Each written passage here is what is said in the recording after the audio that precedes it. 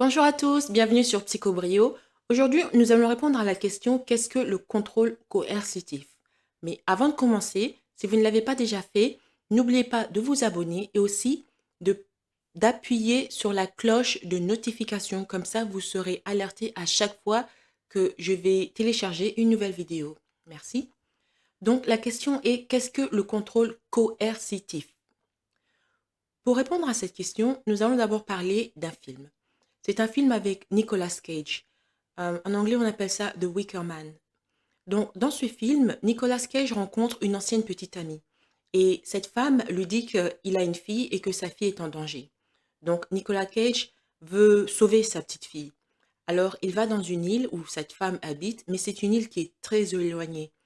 Et dans cette île, il découvre qu'il y a une sorte de matriarchie, c'est-à-dire un gouvernement de femmes pour les femmes par des femmes. Et c'est plutôt des femmes qui vivent dans cette île. Et au fur et à mesure de l'histoire, il découvre que tous ces gens font partie d'une sorte de culte néo-pagan, enfin un truc bizarre comme ça. Et au fur et à mesure de l'histoire, il découvre que sa fille est en danger et qu'elle va être sacrifiée. Et lui, étant le père de l'enfant, il veut la sauver.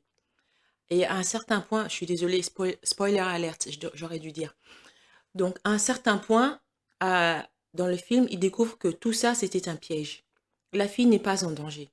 La fille est parfaitement bien et c'est lui qui est en danger. C'est lui qui va être le sacrifice. Donc, vous vous demandez à ce moment-là, quel est le lien entre ce film et le contrôle coercitif? Eh bien, dans ce film, le contrôle coercitif a été exercé. Nicolas Cage a rencontré cette femme qui dit que il est le père de son enfant.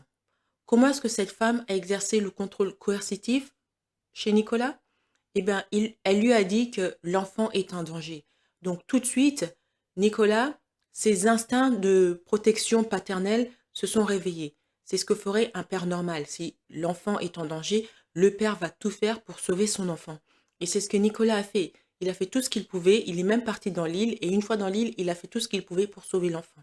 C'est comme ça que cette méchante ancienne petite amie a exercé le contrôle coercitif sur Nicolas.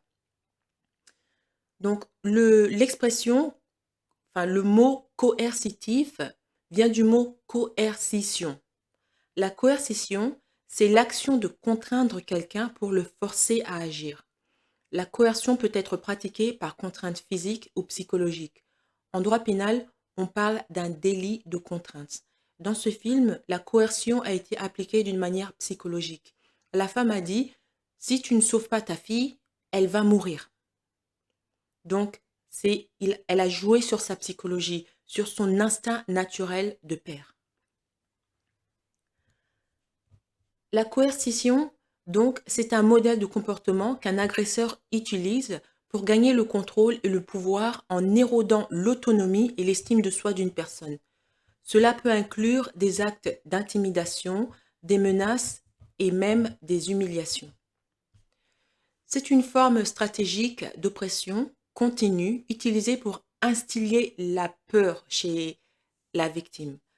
L'agresseur utilisera des tactiques telles que limiter l'accès à l'argent ou surveiller toutes les communications comme effort de contrôle. Donc voici 4 exemples de contrôle coercitif. Exemple numéro 1. L'agresseur va vous isoler de votre système de soutien. Par exemple, un partenaire qui aime contrôler, va essayer de vous couper de vos amis et de votre famille ou de limiter les contacts avec eux afin que vous ne receviez pas le soutien dont vous avez besoin. Alors, pour donner un exemple pratique, vous savez que je parle souvent de Sheila et de sa fille, Marjorie. Dans cet exemple, la mère, Sheila, va essayer de couper l'accès que sa fille a envers toutes sortes d'aides, en l'isolant. Par exemple, elle ne va plus s'entendre avec la tante, l'oncle, les cousins, les grands-parents, etc. Elle va complètement couper l'accès que sa fille a, le moyen que sa fille pourrait avoir pour recevoir de l'aide. Maintenant, sa fille ne peut plus avoir de l'aide chez sa tante, ses grands-parents, etc. parce que la mère ne leur parle plus. La mère a dit, n'approchez plus de moi, n'approchez plus de ma fille. Donc ça, c'est une façon d'exercer ce genre de menace. Exemple numéro 2, le gaslighting. Donc j'ai déjà parlé du gaslighting, j'ai une série de vidéos sur ça. Avec le gaslighting, l'agresseur doit toujours avoir raison et il forcera la victime à reconnaître qu'il a raison. L'agresseur va manipuler et mentir pour arriver à ses fins et convaincre la victime que c'est elle qui a tort. Par exemple, Guillaume rentre du travail en s'attendant à ce que le dîner soit servi. Il avait dit qu'il voulait un steak avant de partir. Lorsque le dîner est servi, il le jette par terre et commence à crier qu'il veut des hamburgers et que sa copine est trop stupide pour suivre des instructions simples. Vous savez, dans ces cas-là, la victime se met alors à se remettre en question, à se demander est-ce que je me suis bien rappelé de ce qu'il avait dit ou pas?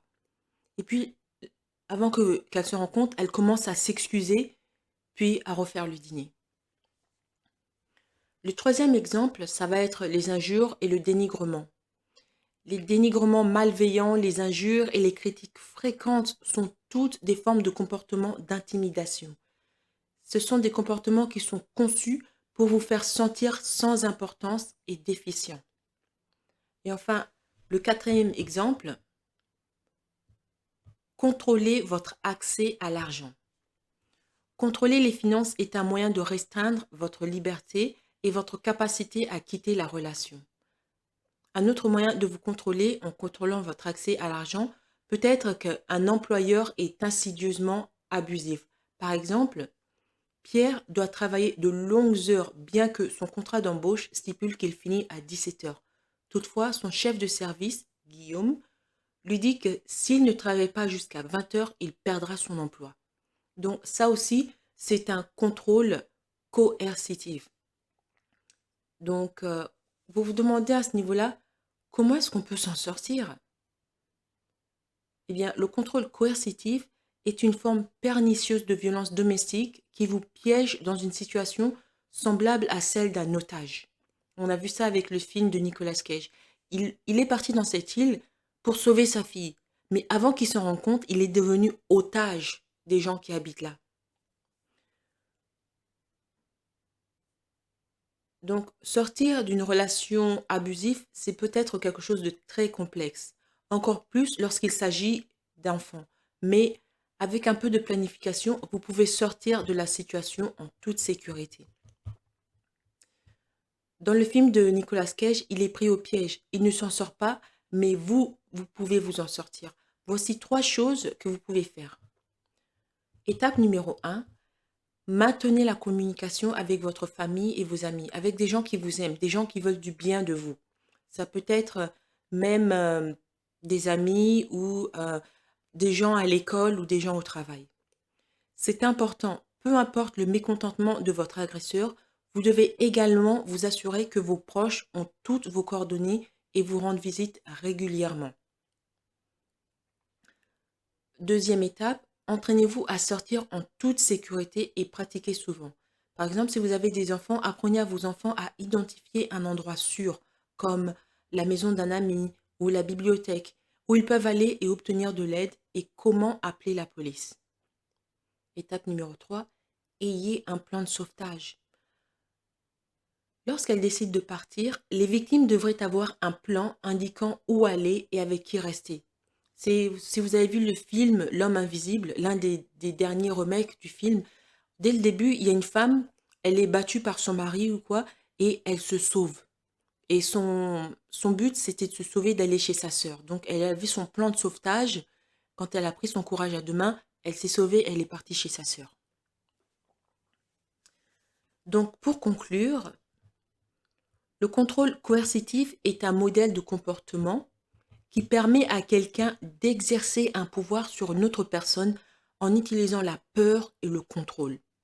Le contrôle coercitif peut se produire dans n'importe quel type de relation, que ce soit avec la famille, on a vu ça avec le cas de Nicolas Cage, ou même au travail. On a vu ça avec le cas de Pierre. Son employeur le force à faire des heures supplémentaires. Donc, le contrôle coercitif peut se produire dans n'importe quel type de relation et comprend des comportements tels que insulter l'autre personne, faire des menaces, exercer un contrôle financier et même parfois le contrôle se fait d'une manière sexuelle. Bien que le contrôle coercitif ne soit pas actuellement une infraction pénale dans tous les pays, par exemple, ça n'est pas une infraction aux États-Unis, il s'agit tout de même d'une forme d'abus émotionnel qui devient souvent physique. Il existe de nombreuses organisations qui peuvent apporter l'aide que vous avez besoin. Donc, il faut appeler ces organisations dans votre pays. Si vous ne les connaissez pas, vous pouvez taper sur Google charité ou organisation pour le contrôle coercitif. Voilà. Donc, si vous êtes victime de contrôle coercitif, s'il y a quelqu'un qui vous menace, si vous ne faites pas ce qu'il veut, eh bien, vous pouvez toujours vous en sortir. Donc, j'ai indiqué 3 étapes de sauvetage et aussi le fait que vous pouvez faire appel à des organisations d'aide. Voilà. Donc, merci d'avoir écouté cette vidéo. Avant de partir, n'oubliez pas d'appuyer sur like, sur le pouce. Like cette vidéo, comme ça, ça va être d'un grand soutien pour ma chaîne. Merci, à bientôt.